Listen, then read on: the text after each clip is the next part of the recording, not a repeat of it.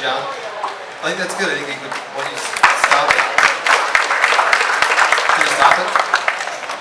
You need to close it out.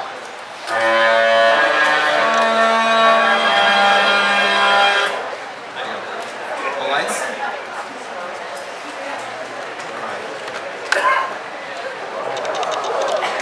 Okay. So, you saw something. So, I think what we're going to do now is turn it back over to Eric. No, I think it's okay. So we ran it really slow too, so that we slowed that down. So the music actually sounds better when you run it at full speed.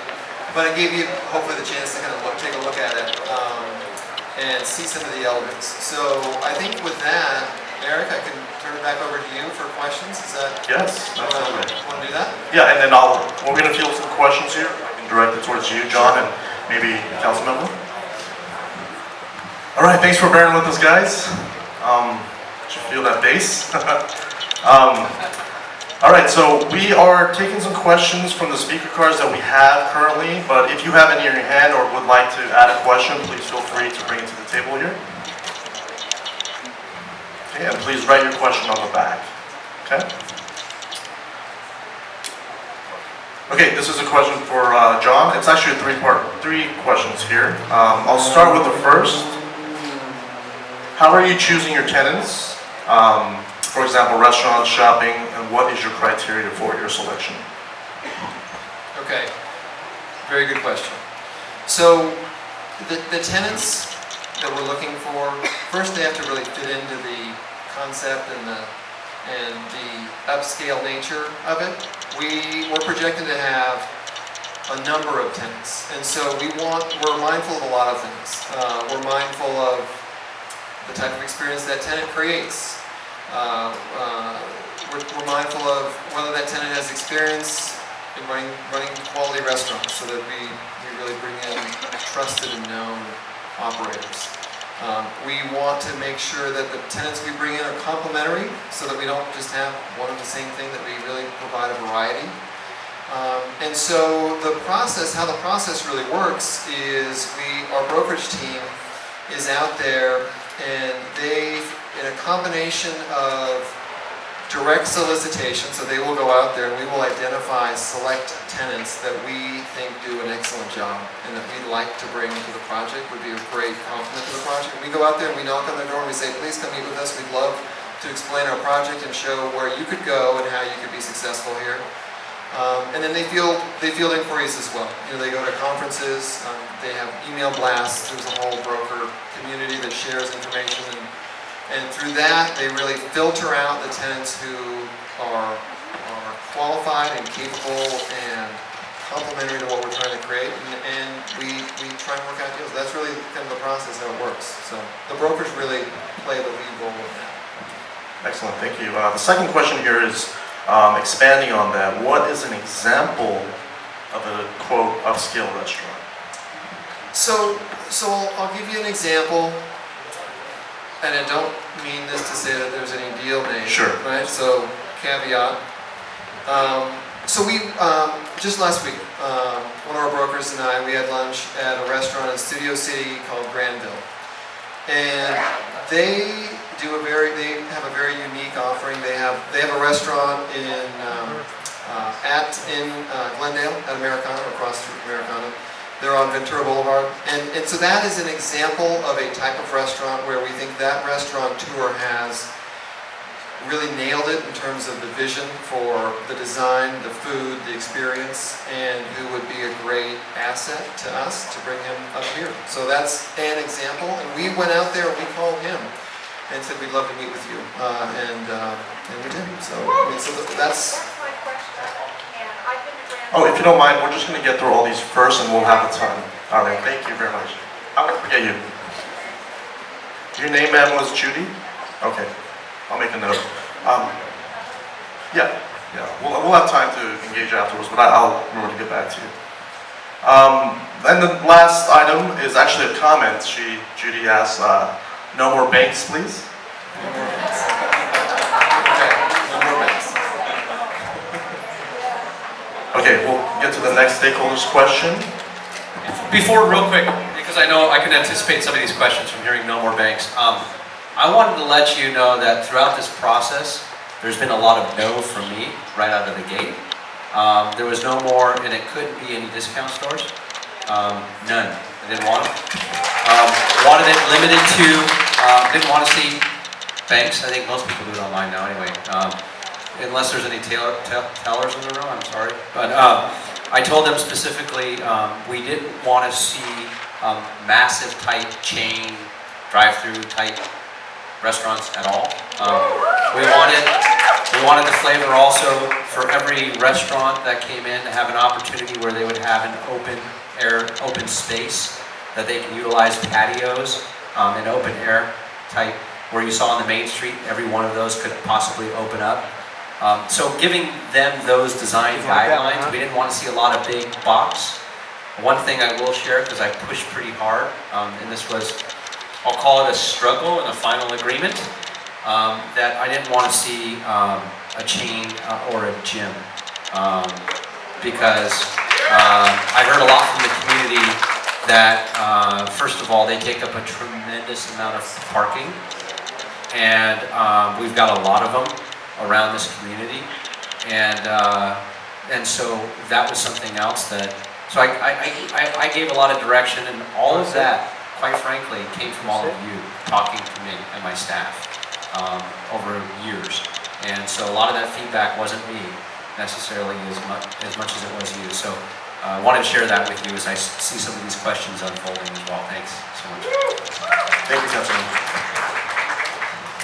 Okay, the next question from our stakeholder is, and I'm going to ask for further details from the stakeholder, but I'll read the question. Will the gap along Cessna Boulevard be closed? That was my question. Mr. Bass? Yes, Yeah, thank you. Yeah. The gap You can help with that question. Cessna? I unfortunately cannot help with that question. Yeah. This is the bridge. So, Oh, I see, I see. Okay. It's not part of this project. That's not part of this It's project. on Cessna, so it's. Thank you. Okay. It is not part of this project, sir. All right. Thank you. Actually, I have to get to, I'll try to get to you. I have to get to the next question. All right. Thank you. Okay, next question is, I might be able to just go ahead and answer it if you have any further details on it. The question is, will this involve the upcoming lease on Walmart? There is actually no lease on Walmart. Walmart owns that parcel. That's as far as I know. Is that correct, John? Real quick on the Walmart, actually, they do own that site. It's not owned by anybody but Walmart. And by the way, and I just want to throw this out there because I think it's a funny little anecdote. Everybody complains to me about Walmart, except for the fact that, first of all, it's within the top 5 financially grossing Walmarts in the country.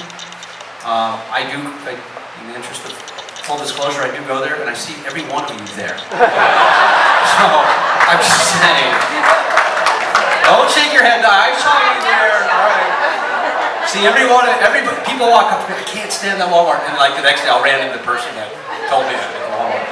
I'm not suggesting that I go there. I'm just saying I see you all there. So. All right, thank you. I'm going to keep going.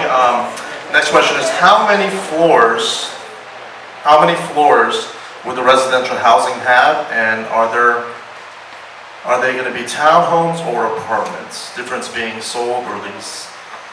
So the first part is 3 stories would be the height, and they would be leased. So those would be apartments, 100% market rate, which means that Shapell over the years had built previous apartments and has satisfied its affordable housing component. So this one is all market rate and private garages, a little bit of a higher end product, if I can speak for Doug, who's our apartment guy here shaking his head. And so that's what we have planned there. So we think it would be a nice, really complement, really an upscale amenities compared to what we have now. So. Thank you. I'm just going to keep pushing forward. How much more would it cost to put a pedestrian overpass between the north and south parcels at Rinaldi? So Is So it possible? a lot of money. So one of the things that we did look, so this is across Rinaldi, Eric? To the south of Rinaldi. So you know, I think it'd be out of character. You know, one of the things that we did plan is we did plan for a signal right there. So that signal will have protected pedestrian movements across Rinaldi. So you'll have, again, a pedestrian crosswalk right there to get across Rinaldi that you don't have today. And the safest way to cross the street is through a signalized light to do it. So that's the answer to that. Okay. Next question is, will you have the following 3 items? Solar energy, permeable paving, and more shade. Okay, so we'll start with the third for shade, yes. Part of the experience really requires shade. I mean, if you want to hang out there, we have to create sheltered areas, and we know it gets hot here.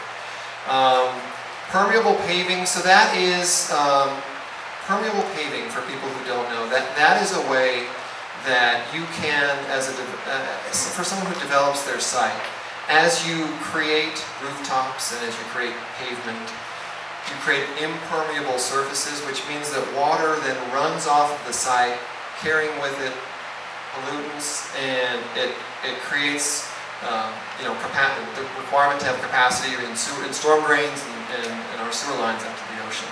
So permeable paving is a way that you can mitigate the loss or the rate of loss of your water off of your site in rains, because it's actually water will filtrate through that pavement, go into the ground, percolate into the ground, and then it will exit your site much more sort of naturally at a slower pace. And so it is a popular thing that people use. One of the problems we have at our site is that our soil doesn't percolate, which means that when you put water on it, it doesn't go down. So we have to come up with actually a different engineered solution to slow water from exiting the site. So what that solution is we basically are creating underground cisterns to capture the water and prevent it from leaving the site in a rapid way. The benefit of doing that is that you can use that water for irrigation. So if you just have permeable paving, it does slow your water, it does reduce the amount of runoff in that rain events, but we're going to have, I think, even a better solution, because we have to, but also I think it gives us an advantage. So, Thank you. All right. solar, yes. Solar. So solar, yes, likely solar. So we'll have likely solar in the residential. On the carports, it's a great opportunity. Again, I said there are garages, but there'll also be sort of shade structures. And then each tenant, in some ways, they like to control their own roof, and so oftentimes these tenants have solar leases or solar deals with solar companies, and so we anticipate, yes, that we will have solar. That detail, I'll be honest, hasn't been flushed out yet, but our CEO is big on solar. He keeps asking me when I'm going to convert to solar. And it's something that we spend a lot of time talking about. So yeah, we'll have it. We just haven't worked out the details yet. Thank you. The next question is a bit redundant, but we're going to go just expanding on the previous question about Walmart. Although the plans look very upscale, it's a direct contradiction to what we have across the street. Are there any possible ways to, so to speak, get rid of Walmart? Or upgrade the center in several ways. The town center, I mean. So obviously we mentioned that Walmart owns their site. You know, people consider that site to be Shapell's site. Shapell, back when that was developed, Shapell sold off a number of parcels. And so, you know, I think, you know, Walmart is here to stay. I think more important is, can that project be upgraded? And the answer is yes. We still own a good portion of that site, so the restaurants and banks and shops, you know, those are Shapell owned, and Shapell still manages the center from a standpoint on behalf of the owners, including Walmart. So the center's 15 years old now. So we think that in the next couple of years, it is time to upgrade that center. Bring in some additional amenities, whether that's shade or outdoor patio seating, you know, to make it a little bit more comfortable. So I do anticipate that we will spend time on that over the next couple of years, yes. Thank you. What is the planned ratio of dining, shopping, and entertainment? Do you have those figures? So I don't have those figures per se. We think that dining will be about 20% of the square footage. We think that the theater will be about 40,000 square feet out of about 225,000 square feet. So I don't have a calculator, but that is, a little over 20%, something like that. And then the rest will be retail shops. So that's we don't know the exact mix, but that's more or less the mix that we're looking for. Good enough, thank you. What are your plans for security within the plaza? So this will be an upscale plaza. There'll be, I think, the need to come up with a very detailed security plan. Now that's a cop-out answer, but in reality, what's going to happen is that the security needs of any center evolve over time, and so once you open it, you kind of learn what you thought you knew, but you didn't know, and you adapt accordingly. So, we have every anticipation that there'll be video cameras that will have on-site security, that security will be beefed up during community events, and so that's definitely going to be part of the program. And again, not yet vetted, and I think even once we vet it, we'll have to change it when we learn what we need to do to make it better. And will the shopping center include a high-end department store such as Neiman Marcus, or will all the retail spaces be limited in size? This might be my wife asking.